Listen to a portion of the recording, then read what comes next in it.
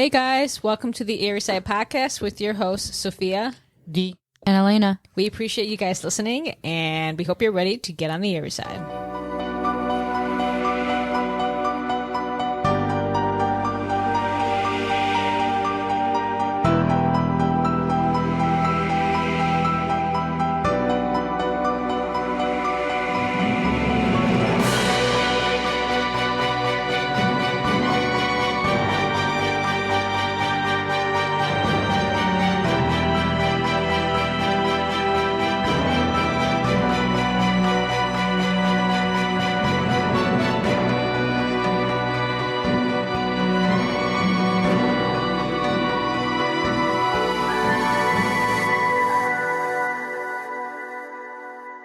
All right, Mom, let's hit it off. This story contains violence and murder. Viewer discretion advised. All right, I'm going to do the story. It's called the Setagaya family murder. It's about a family. It's called the Miyazawa family and lived in the city of Setagaya, which is the west of Tokyo, only about 12-15 minutes away. They lived on their street since 1991. At the time of the story, the family consisted of the father, who was an office worker for a foreign business. His name was Mikio. He was 44 years old. His wife was Yasuko. She was 41. She was actually a home mom, but she also did home tutoring. Nina, 8, their daughter, and their son Ray, who was 6. Wait, so Mom, the dad, Nina, their daughter's 8, and their son is 6, and his name is? Ray. Ray. Okay, and they're in Japan, right? Yes, they lived in Japan. Okay, but their dad, he's an office worker, but he works for a company that's He actually works for a British company. Yes. Okay. All right, so now they live in a house, and I will get into the house because it's a little different. So their house it backed up to a park, and the kids called the park the Choo Choo Train Park. Choo Choo Train Park. Right, and now the back of the house was also very close to the fence that separated them from the park. Now, this house of theirs is quite interesting. And right next to their house lived Yasuko's sister, Anne. Now, the thing is, their house was like one big house that had been split in two by one wall.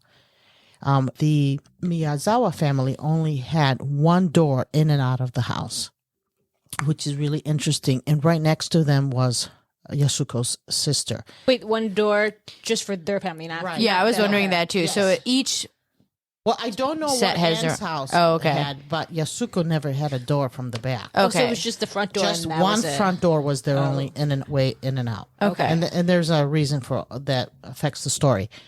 Now, Yasuko's sister Anne and her family didn't live in that house very often because they lived overseas. And Yasuko's mom did live in that house. Now, the house was connected by a long wall. It was like it was two townhomes together, kind of, but really looked like one home split. Their home was actually very small.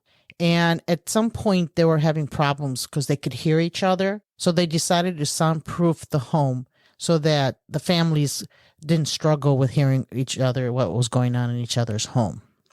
This was the Setagaya family. They're Their house was completely soundproof. right. Okay. I don't know if her sister's house was, but their house. Now, what does that mean? I don't know if the windows were soundproof or just the walls were. Yeah. I have no idea. That's pretty cool though. Yeah. To soundproof a house. Do you know how they did it? like Or, wait, you just said you did It's it. the material. It's different Yeah. materials. It's like complete privacy, even if you have neighbors. I know. No, I know what it means to be soundproof. I'm just saying, like, I'm just I'm just crazy. saying that's like awesome. Like, you could have like a bunch of neighbors above No, you. yeah, and yeah, it's, like, soundproof. doesn't matter. I will Yeah. I will be questioning the soundproof as the story goes on. I mean, I don't think it wasn't, but I just don't know to what extent. Yeah. And since her sister did not live next door that often, Yasuko would also do her home tutoring at that home. Oh, okay. And now it is. I'm going to mention this. The back of the house, the side of the house the Miyazawa family lived now in the back. They had two small windows that faced the park. One window was waist high, and the other window was much higher and not easily accessible to reach from the ground. Now, the thing was that where they lived, Tokyo wanted to buy all their homes in that area. It was called Soshigaya Park, and they wanted to do something else with the area. So by the year 2000, there were only 4 homes left because all the other neighbors had sold their homes. Now, for some reason, their family says they don't know why the Miyazawa family was not selling their home and getting ready.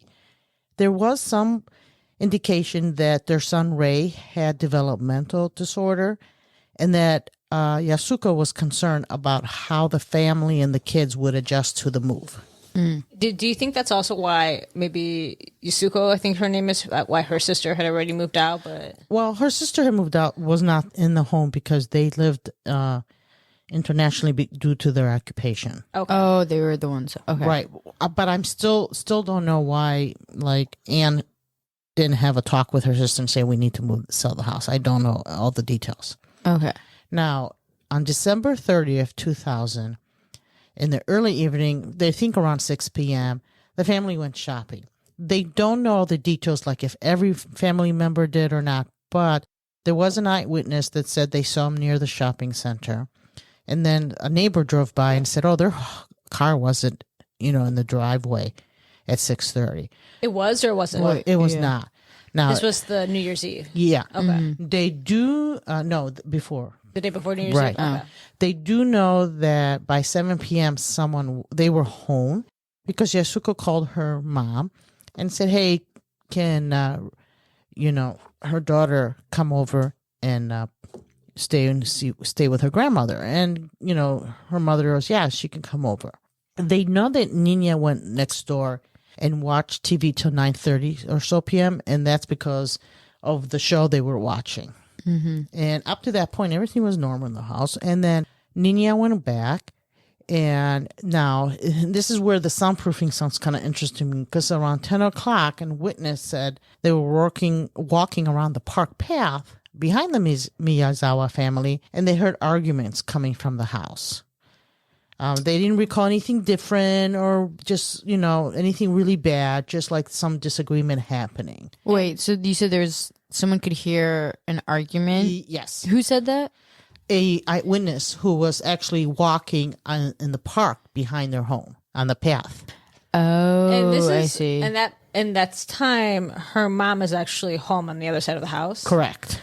That's interesting. I wonder if it's even their house they were hearing the arguing at. Well, and don't forget, all the neighbors are almost gone. There's only 4 families still left in the whole little subdivision there.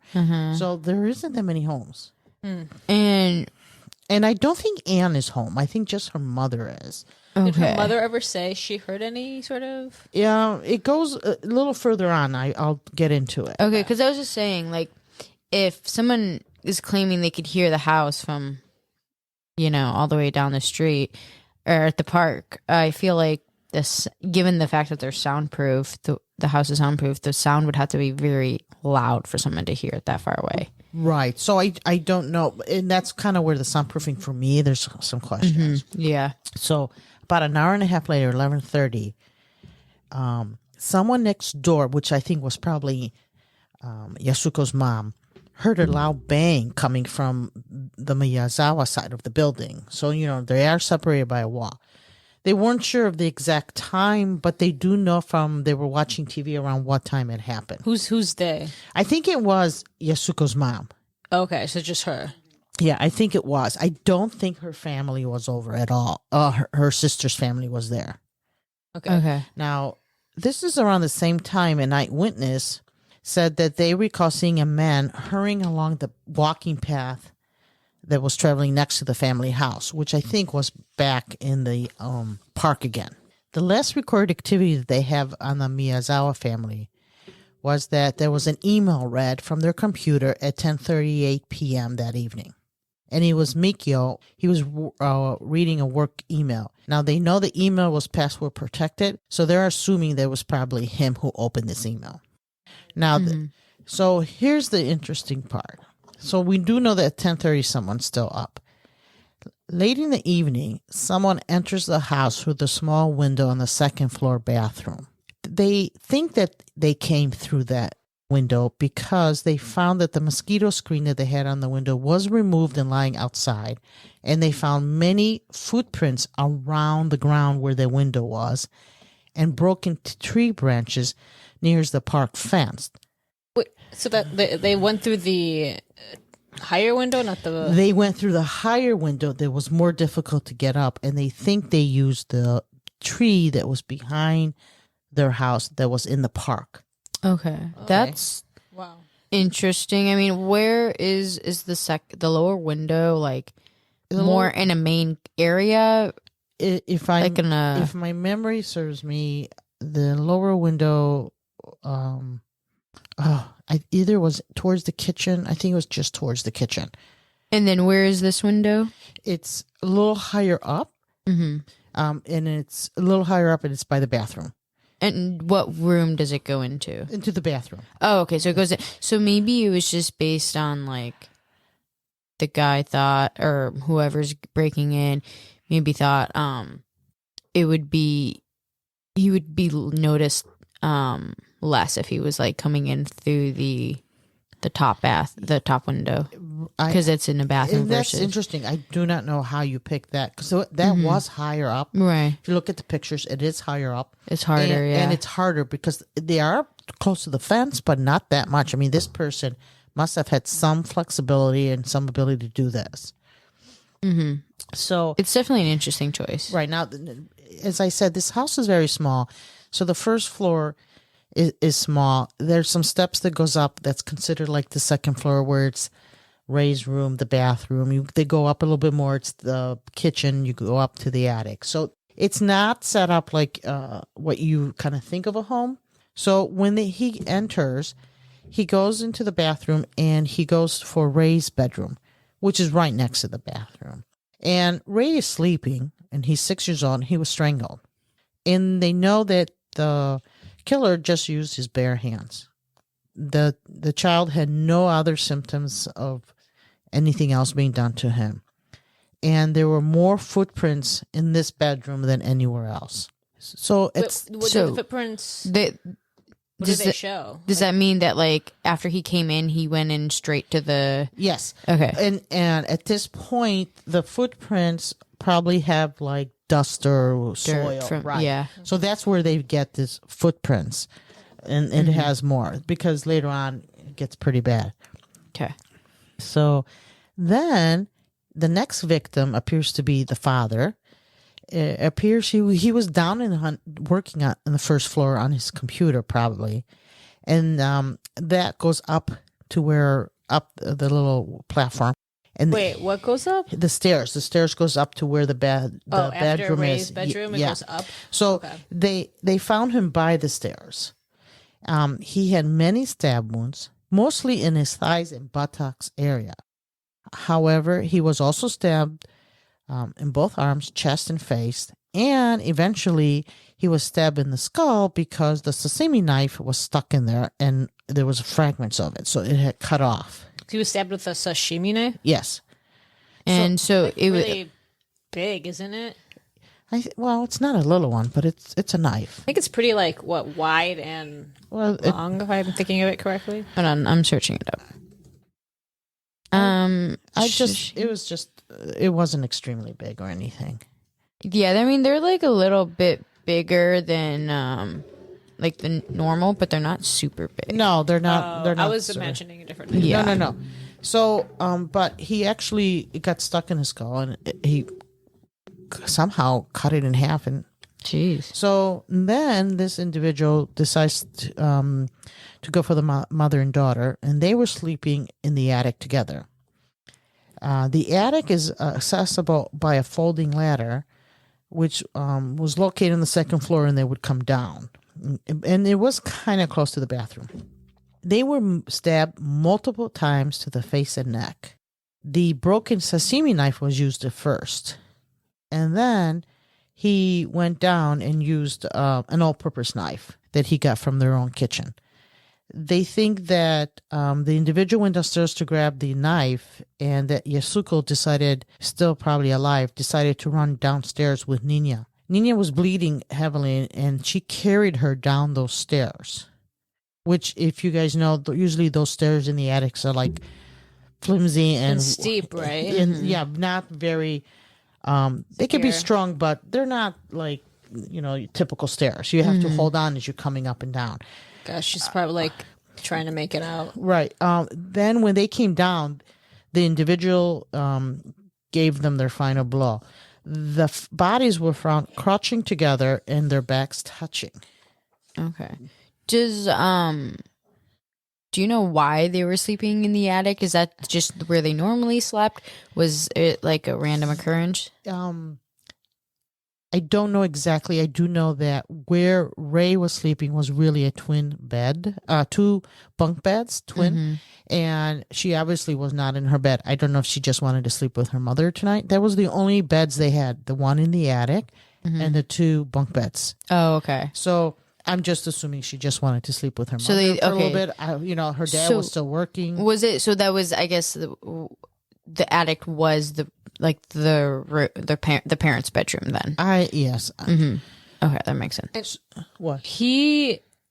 I wonder if he left them there because he knew he didn't have a knife that was working at that point, or He left them upstairs, so I think he went down to get the knife and go up and kill him again, but they had come down at that point. Okay. Nina died last, and she died from cervical spinal cord injury caused by the stab wound to her back. They also said that the child's first and third tooth was missing, and they think that she was beaten. oh my gosh, the little girl. Yeah. The futon that they were sleeping on upstairs in the attic, they were stabbed there because of the blood that was on there. And they also recovered that on the floor there was a Kleenex with blood, and they think that Yasuko picked up her daughter and tried to stop the bleeding with a Kleenex. And then just dropped her, or it fell as she was coming down the stairs. So, are you guys okay? I mean, it's going to get really weird from here on if you think that. Yeah, I'm just wondering, out of all definitely not the son with what I'm about to ask. So who had the worst injuries? Yeah. I was going to ask that too, because it seems like the daughter, but Yeah, the females did. Even though the dad had a lot of stab wounds, I think the females did. Yeah. Interesting. That's kind of weird. I mean, not really. If that's where, But I feel like it would take more to, which is, I think, why take out the father. which is probably why the dad still had a lot. But I think it must have been like the rage probably would seem directed more towards the females. It did seem there was some rage towards the females. So, now that the family is deceased, the individual seems to be feeling right at home.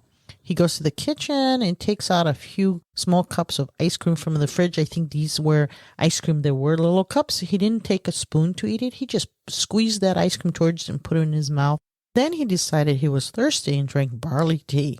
Now, his hands were injured, so he applied Band-Aid in the kitchen and he on the wound on his right hand, which probably was his right hand that he was using to stab everybody.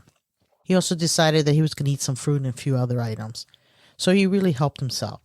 Now, if you thought that was a little strange, hang on to your seat. Very comfortable in the house after, especially after everything he just did. Actually, I'm going to need a drink. Before I start this one, because it's pretty bad. I don't know how you could get so settled so quickly after. It's just like, it sounds like such a procedural routine thing to do after that. I don't even know how to explain it. So he decided he was going to go through the family documents, which were on the first floor where the dad was. He pulled out the drawers and took out documents to the second floor. He dumped material inside the bathtub and in the toilet. Documents that he found. Then he took Yasuko's personal belongings from her 2 handbags, Mikio's wallet, house keys, and various documents, and put them in the toilet. Then he decided it was time for him to do his business in the toilet. Okay. Yes. So he maybe he got so nervous after what he did. take a nerve.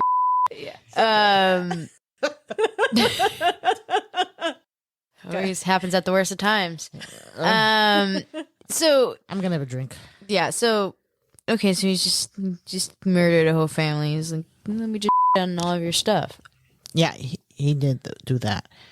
That's definitely Interesting. That feels more personal, like a big FU, you know?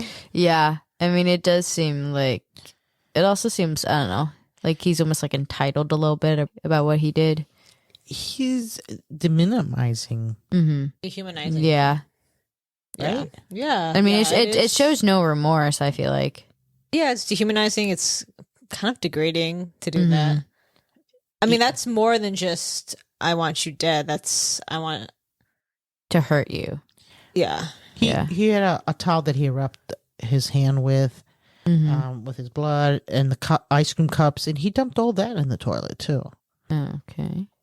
So then, so what the police have figured out was that the individual was still in the house at 1 a.m.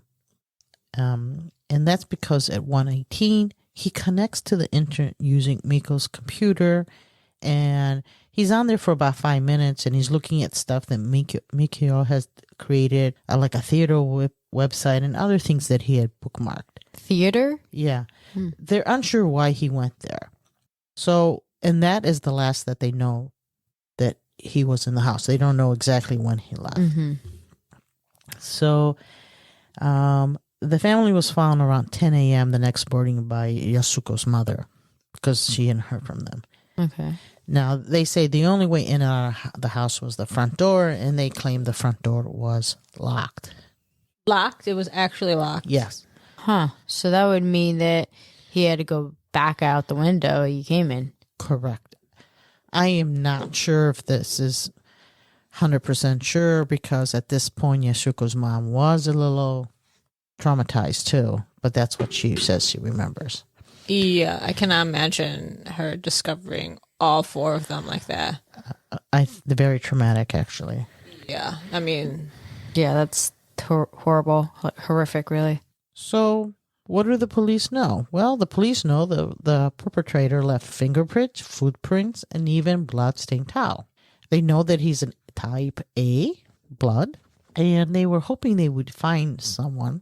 There are over, and then from the fingerprints too, there are over 5 million people that had their fingerprints checked.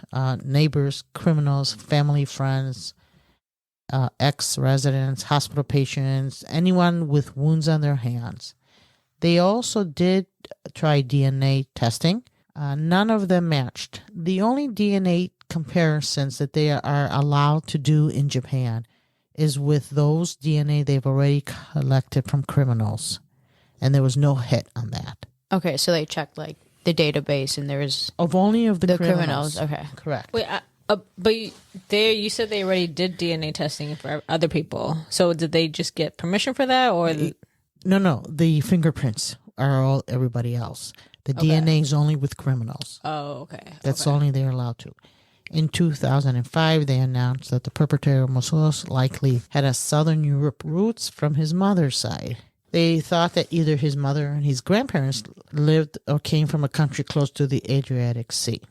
Now, that does not mean that it's a direct line, and I'm going to explain what I mean by that.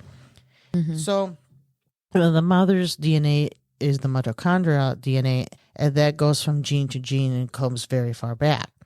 So, if it shows Southern European roots, it doesn't necessarily mean that the mother directly came from there. What it means is that the mother has roots there. okay. Or a distant ancestor. If Marco Polo went to Japan and had taken... Who, Marco Polo? Yeah, wait, Marco Polo? Yeah, I'm going to go... That's how far back I'm going to go. Who's Marco Polo? Like the The Marco Polo. The Marco Polo. The gentleman who went to Japan. Oh. He traveled and did trade, Have you opened the heard trade. of the Okay, Marco Polo? Lesson. Hold on. Are you guys just with me right now? No, it's true. Like, it's not. We're not talking about the game Marco Polo in the water. No. This whole time I thought that's what you guys were referencing. No. So, for example, what I'm going to say, let's say that his ancestor come to Japan with Marco Polo, who had opened the Silk Road trade, okay? And let's say it was just Marco Polo's sister, okay? Then his sister had children in Japan, and the children stayed in Japan. Now, these children show they have a descendants of Southern Europe, Okay. So this is how sometimes, even though it shows Southern Europe, that's a very far back. So if these children now, they look like they are Japanese. They do not look like they're from Southern Europe.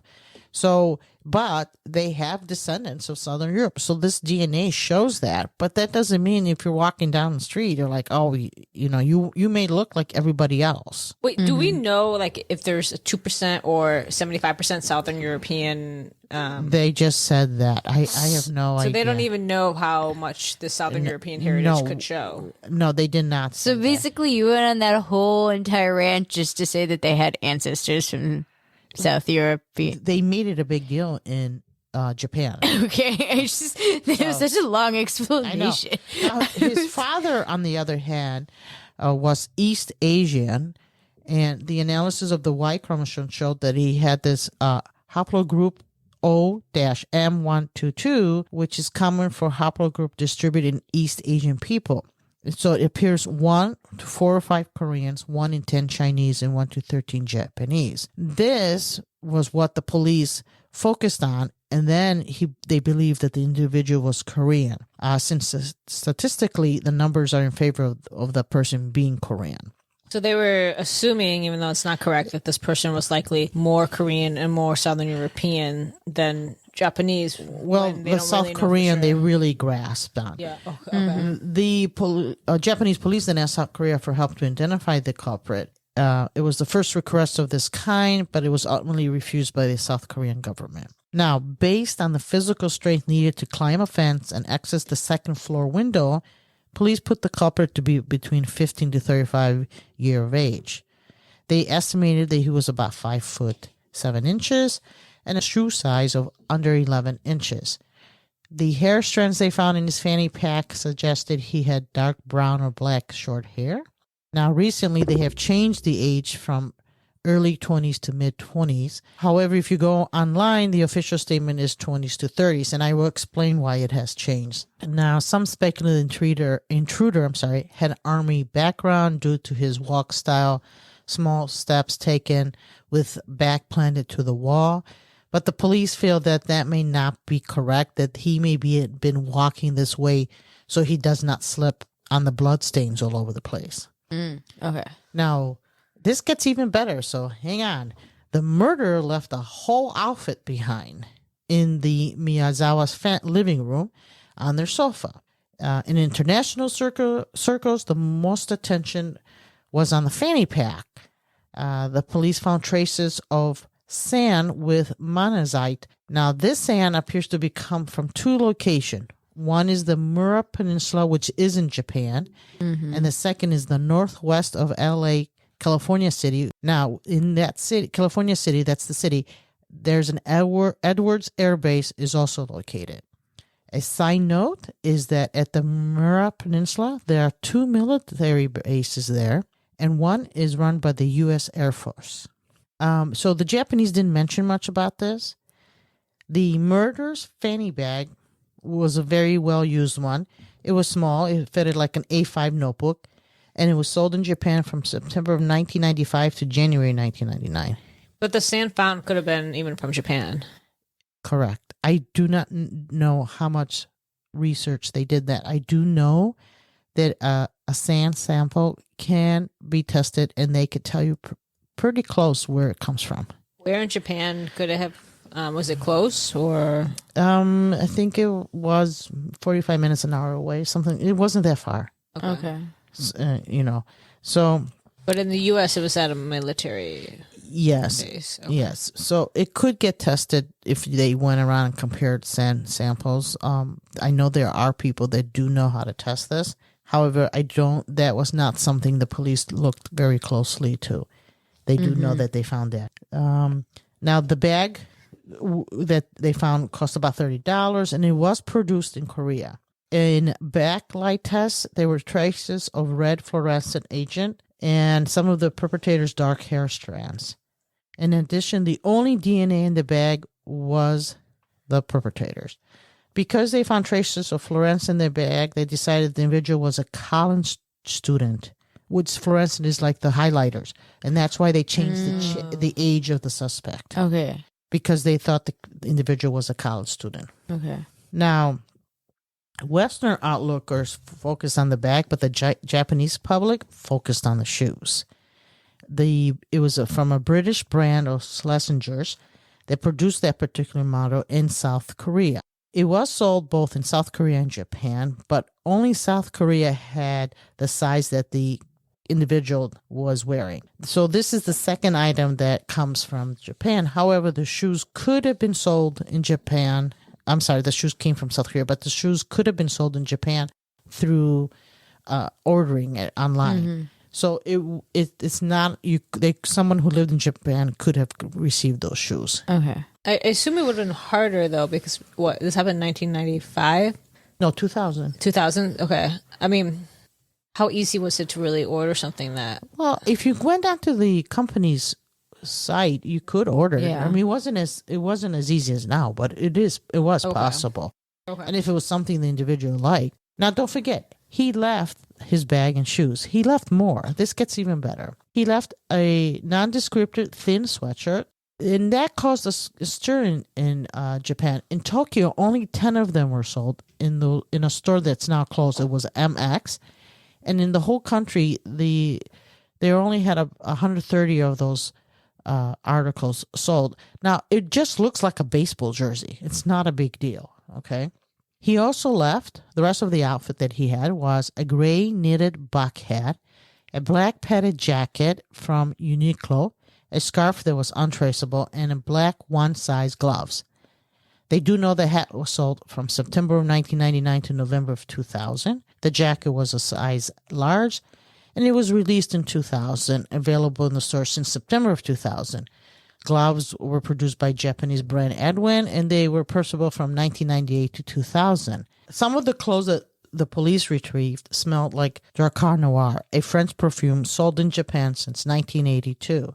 The reason they feel this perfume is important is because many skateboarders wore this perfume because it was advertised by a very famous skateboarder.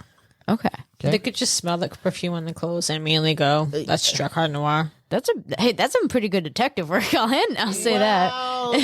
Let me get if more that's the into case. it. Yeah, it's probably really, isn't it like a really specific? Yes. It's probably, yeah.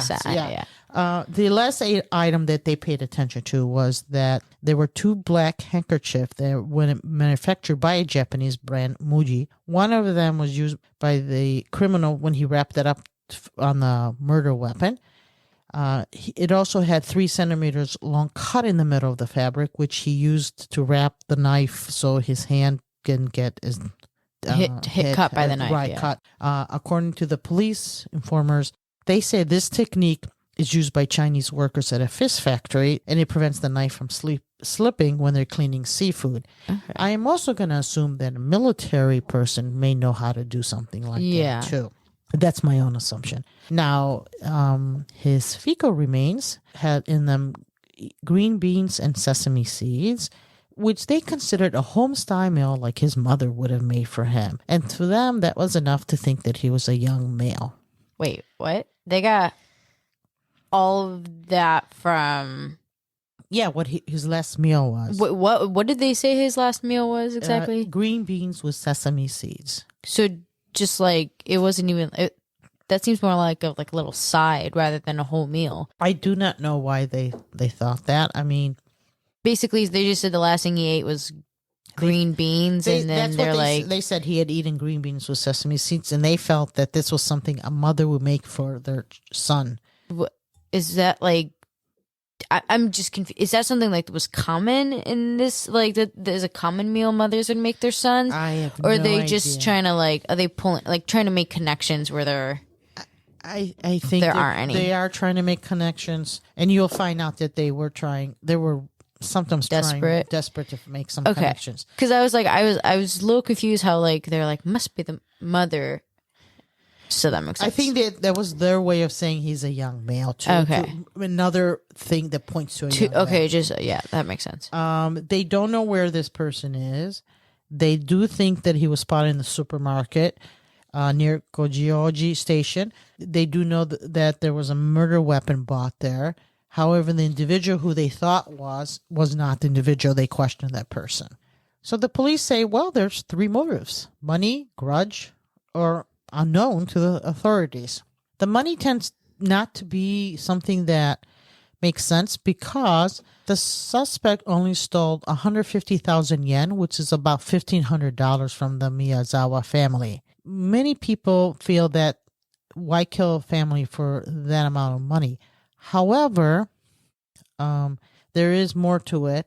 In 2009, in the city of Kani, a Chinese exchange student killed 2 people and injured 1 in a robbery gone wrong. All he stole was a cheap watch and about $2,000 because he wanted to pay off his shoplifting fine. Wait, he wanted to pay off his shoplifting Yeah, fine so by he killed doing more shop killed stealing. Yeah. The downsides of all this is that he wasn't in a hurry. To take all the money and go. He left around 190,000 yen and even some foreign currency, totaling to about 5,000 yen. And if he was just going in there to steal the money, they say the killing was a little bit on the excessive side. Yeah. Especially the way he killed Yasuko Ninya, who were sleeping in the attic. And they think it was pretty vicious. Yeah, I mean, there was definitely overkill. Like, I think I said it earlier. Like, it seemed very personal. This brings us to the second motive, which is grudge. They say there was such severity in the attacks except for Ray, and everybody else had a pretty gruesome death.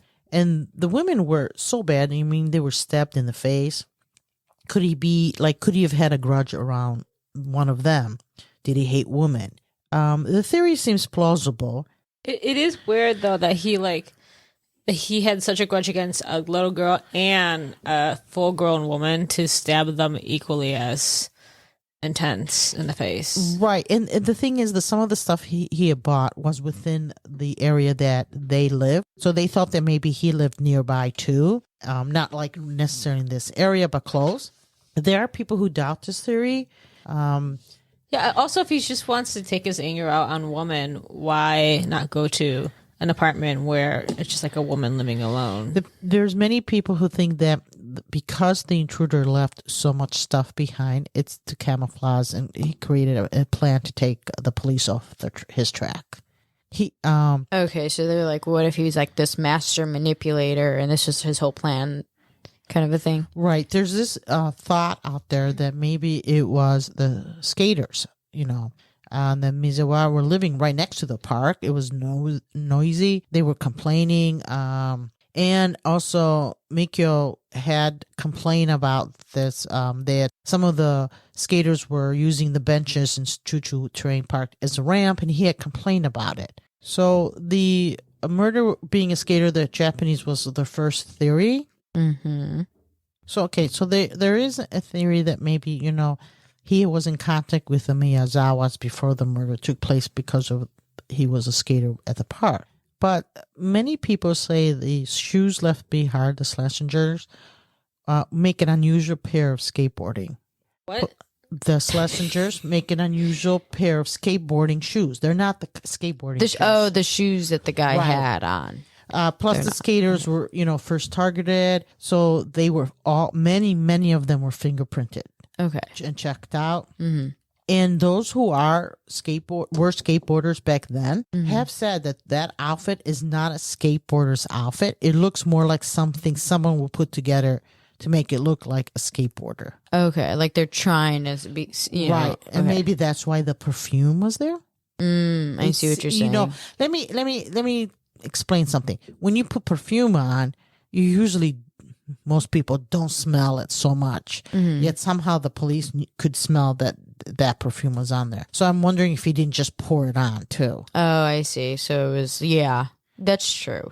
I guess if that's true, then this person also knows the family well enough to know that they've had negative interactions with skaters. That could be. Yeah. Now, in Japan, because this individual left these items behind, and they do have a tendency to assume that every criminal is a foreigner, the popular theory is that he's a Korean citizen. Okay. But to this point, they don't really know. They also think that maybe he was mentally ill. Mm-hmm. 3 days before the murder, someone had posted that they would like to kill animals, and that they want to know what it's like to kill a human. And the individual said that he was 13 years old. Now that year, they had 13 killings of cats in and around that park, the Choo Choo Train Park. That's a lot. Yeah. Yeah, so something strange was How going old on. did the kid say he was? He said he was 13, and then the poster was removed. So, and back then, don't forget, they couldn't trace it or anything. Oh, okay, that's true. So now, when everything goes wrong, the best thing, one flicker of hope is science, right? Mm-hmm. So the Research Institute in Suzuokawa is currently working on establishing a more detailed look at based on his DNA left at the crime scene. The scientists are saying that they're trying to figure out, if he's had any illnesses, his skin color, and even details about his facial features. So that's all they can do. They can't do more than that. The police can't do any more as far as DNA, like in the United States. Here we're a country of immigrants. Japan is a homogeneous country. There isn't much interest in finding family roots, first of all. The year was 2000, and they had a higher crime in the newsroom in Japan with young men. They actually also had... Wait, what does that mean? They had Higher crime with young young men. men. With just young, in general. young men creating crime, right? Oh, okay. There was a gentleman who wanted to see what it's like to kill, and he attacked a family of 6. He killed 3, and 3 lived. He, however, was arrested. There's no legal framework in DNA investigation in Japan to match DNA to DNA other than what they have. The very basic. So If this guy had committed a crime again afterwards, would have been able to they'll know identify him, right? Well, not identify who he is, but they'll be able to link him to both crimes, basically. Yes, they could. They're not allowed to build a profile DNA to identify someone. So they can't even ask other countries how they use DNA to solve crimes. And that's only like facial reconstruction, which is what they were trying to do. Get face and color. I mean, they, because of the way their country is, but they do have the DNA. So if they ever want to work backwards, they probably could solve it. Privacy is very sacred in Japan. They believe the DNA is yours and yours alone, and it's very cultural. However, many families' victims are crying out for justice and requesting that the laws be changed. This is a very long and tedious process, but it may change in the future. It requires a lot of legal maneuvering. So to this day, they do not know who this individual is. Well, I think, if this person was so sick that they did this for pleasure, it'd be highly unlikely that they would not have done another crime like this again.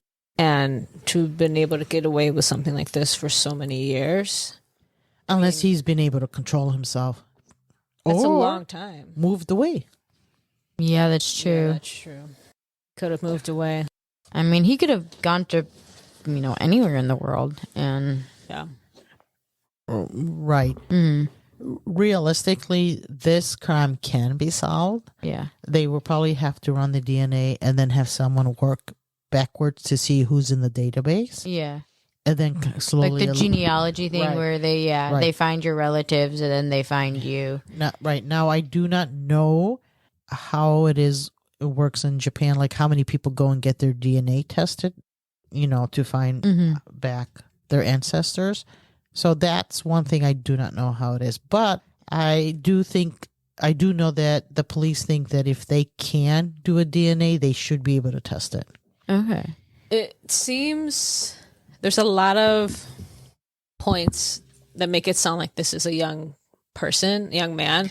At the same time, there's a lot that says this could have been very calculated, like putting clothes and perfume to make it seem like the skaters. And the level of calculation, not to say that it's not possible, but it's hard to think that a younger person could have been so calculated and methodical. Well, if it's a college student, I think the college student can do pretty well with it.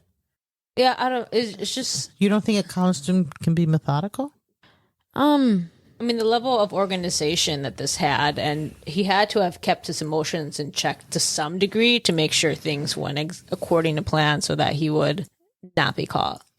I mean, I think I think it's possible, but he must be very intelligent. I feel like college students can be methodical. I don't know if I feel like at that age the women are more methodical than men, and they're just better off, like more capable of just, planning things out. So just what I've seen in my experience. So with guys, I'm like, I don't know. To pull this off is saying a lot. I mean, this seems like someone who'd be. It seems like they'd be more mature, but at the same time, I think it is more likely someone on the younger side because of the sheer amount of rage and just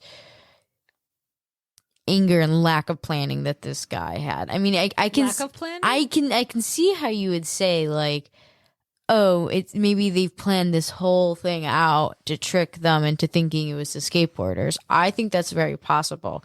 But if that wasn't the case, then I think it was just some young kid who thought that, he's invincible, and it doesn't matter if he leaves DNA and everything, because you don't think something is going to happen to you. A lot of kids, or young college, late high school, early college kids, they think sometimes they're like indestructible. Well, he's in Japan, and so the DNA cannot be used in similar. Well, don't forget, in the year ways. 2000, the use of DNA the way we're discussing now was not as easily available. The other thing is, when you hear a lot of these individuals who kill or have this rage, sometimes, they are very egotistic.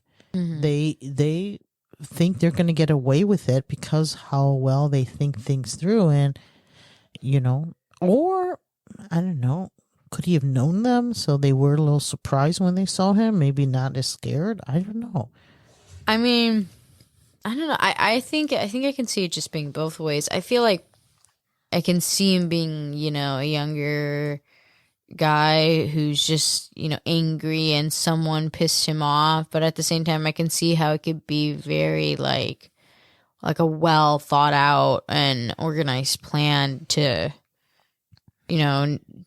trick people and think that, and I can see him being more mature. Well, he knew somehow that the house was sound protective. Did he though? I mean, I don't know if he did that. Yeah. Well, you don't know for sure, because also no one was in the neighborhood really. Yeah. I mean, Well, what about, but the house was connected to the other side where the mom and sometimes her family spent time. Yeah. well, maybe he didn't know that, like, maybe he was watching a little bit and he knew that they weren't there. But the mom was there, the grandma. That's true. Maybe he didn't. I don't know. Maybe he didn't know that they were there. Maybe he just thought it was one house. I don't know. It is interesting. He was mature enough to know that if he planted those clothes, okay, that he would make them think it was the skateboarders. They spent a lot of time and money tracking down many, many skateboarders, because that park attracts skateboarders from all over Tokyo. Mm-hmm. And they were told they have to provide fingerprints, and they fingerprinted every single skateboarder. So, but it may not even have been a real but skateboarder, but maybe but it also wasn't. It isn't necessarily. You don't know if that was their plan. Well, first of all, the clothes may be, but why leave clothes behind? Here's the thing. Here's a few things that are really weird about the story. In addition to how it happened, one is he left clothes behind, and they were kind of like skateboarders, but they weren't. Second, he threw stuff in the bathtub and the toilet, and he did weird things. So, I mean, you do that to throw the police off? Or you do that because The documents. No, I don't think the documents thing was done to throw the place off. To me, that just seemed too personal. There's something going on that's somewhat personal. Like, would a skateboarder be so pissed? No. I think it's highly unlikely. Yeah, but just because it's the guy who did this wasn't a skateboarder, it doesn't mean that he was intentionally trying to throw the blame towards the skateboarders. Yeah, I don't know. Is what I'm trying to say. Yeah, I mean, but with perfume on, I don't know. You know that why, You don't know for sure because it could just be a young we're not kid. 100% sure, but I Right. think most likely that's the case. I don't know. I mean, sometimes maybe it was just like the outfit he was wearing.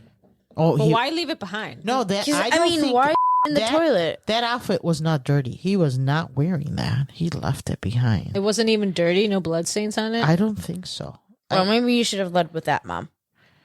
I don't think that. I'm picturing this bloodied shirt, and I'm No. like, maybe he just took it off because he doesn't want to walk around the street with no. blood on him. The picture showed. That's a good question, but when they showed the clothes, they didn't have anything on them. So Because here's the thing: if you're covered in blood, and you could be a 20-year-old and be, smart enough to be like, I should probably change.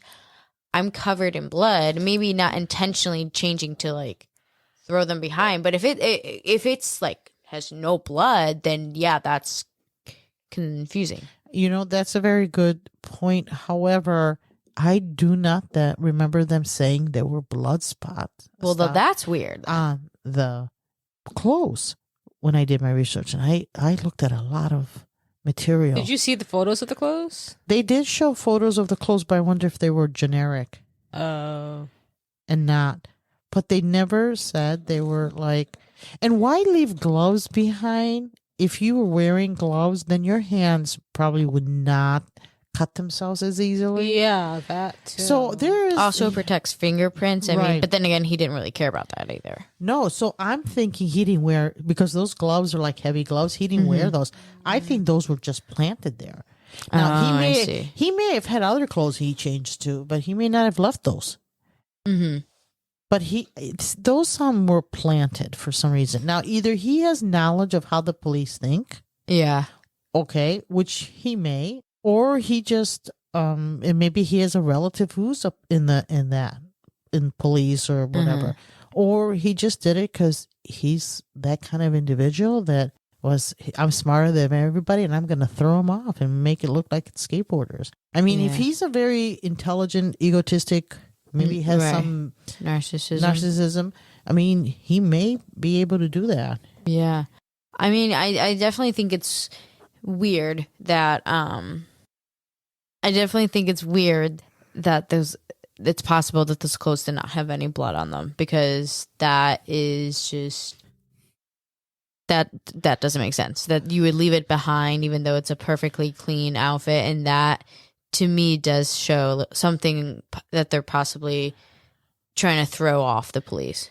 It was very interesting because I don't remember reading anything about blood or stains or anything. Right. Cuts, anything. Right. He did have cuts. They did Right, say but he nothing- wrapped it in the towel. Right. He threw it in the toilet. But no cuts on his clothes. Right. They didn't say anything. And he had those black gloves. They were pretty thick gloves. And yet he must not have worn them because he cut his hands. Yeah. Unless he wore them to climb the tree or something. Maybe he was doing it to like get into the house because of the screen, and then he didn't think about the knife, or like you said, climbing the tree. If he really wanted to be careful, he would have kept the gloves on until he left the house. Yeah. I mean, so maybe it is like a combination of someone who's a little bit more mature, who's like, look at me, how smart I am. I'm going to throw you guys off, creates this, a lot of weird stuff, but it's still, I feel like, personal to the killer because of the fact that he, took a in their toilet and all of their belongings. But it is still like, it's still just a very strange case. And it is strange. And also they don't, now that I'm thinking about it, they didn't mention blood on the clothes, blood on the shoes, even though they said he walked around. Right. So he wouldn't get blood. There's no way he couldn't get some blood. Yeah. So, I mean, Unless they just didn't talk about it, but maybe. I mean, because if there was blood on the clothes, I can see someone being like, "Oh shoot, I have blood all over me, and I gotta like go home, and I can't be covered in blood, so you take off the clothes, leave it there, just put on a spare outfit or something they found at that house, and left." But if and it may not have been trying to like throw them in that direction. But if there's no blood on it, that's The other Interesting. thing is the police never said he must have changed into other clothes, what they assumed, or anything of that sort, or that their clothes were missing in the house. Well, he also could have put blood on the clothes from like the floor too, if he really was methodical. Take them off on a backpack and then just wipe them with the blood that was around the house. I mean, maybe he just didn't care. Also, it's interesting that he's just smothered the boy or suffocated him. I think that's probably just the quickest and easiest way. Yeah, so he didn't wake up. Yeah, I don't think his anger was towards this kid, the son. Yeah. I wonder if his anger was towards the little girl, or if it was just she was awake and he had to. She take wasn't her out. awake. No, but she was next to her mom, so she would have to be killed in order. Yeah, like in addition to the mom. Yeah. I mean, I think. But if he killed the mom, he could suffocate her. Yeah, but I guess that's true. But I guess that risks. It'd be hard to kill one of them without waking the other one up. Yeah, that's I think what I'm. So he would have to kill, both of them. Which I think this person went into the house with the intentions of killing everyone, but really the anger was probably directed towards the mom. Because I guess if it was just the dad, he could have done the dad and then not disturb the mom and the daughter, right? Because the father was killed second. True. Unless he didn't know for sure. He's like, I can't. Maybe he couldn't tell if they were up or not, but. It could just be a way of like I think he just wanted all of them dead because that's no like possible witness. And then, but his rage was really probably directed towards the mother. Well, do they have any suspicions about what this supposed grudge could be? They were thinking the skate park. Yeah, I think that's the only thing you said. There might be something else there that they're missing completely from who knows when. I mean, yeah, we don't know what their pasts are or who their enemies or friends are or anything like that. Some people just maybe maybe someone got really obsessed with the mom. And what was her name again? Yasuko. Yeah, so maybe wait, the grandmother or the mom? No, Yasuko is the mom. Okay. The mom that lived in the house with her husband. Okay, yeah. So I think maybe someone was obsessed with her, try to like, ask her out or something, and she rejected them, and so they were like, "Well, now you and your family are gonna pay." Something like that could also have caused it, and maybe at the time the mom didn't think much of it. It was just like, "Oh, I'm sorry, I'm married," or they were just angry at something one of them had done. True. We don't know what anything about the family to say for sure.